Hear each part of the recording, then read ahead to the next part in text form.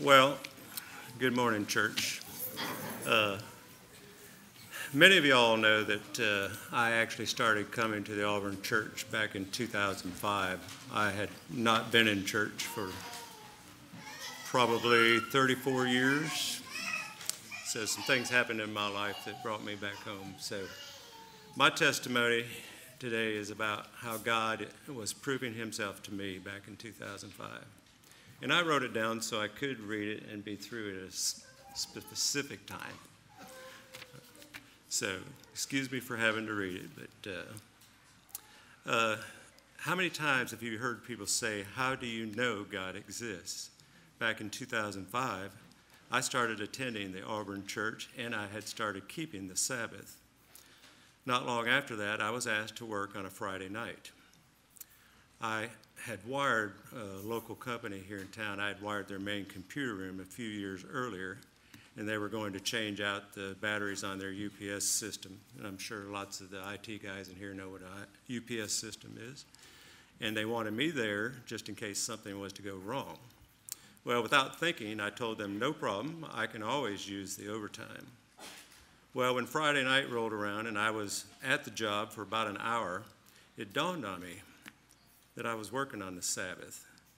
Now, that was not that I was actually working, but because I was only there if something were to go wrong, which nothing did. I used to work anytime they asked me to. I pretty much was a workaholic before I learned about what important thing it is to have Sabbath in your life.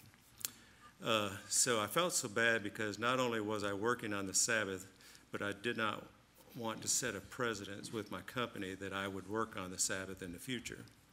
So right after that happened, I had a talk with my company about not working on the Sabbath, and I had to explain it was from sundown Friday to sundown Saturday.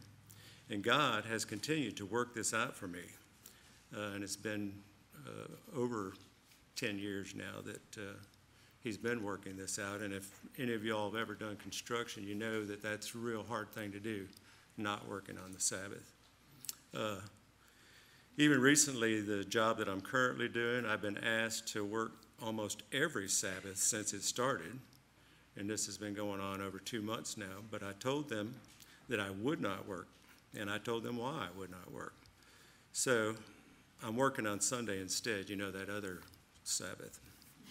So back to the Friday night where I was working, when it dawned on me, I just started praying, asking God to forgive me for, working on the Sabbath.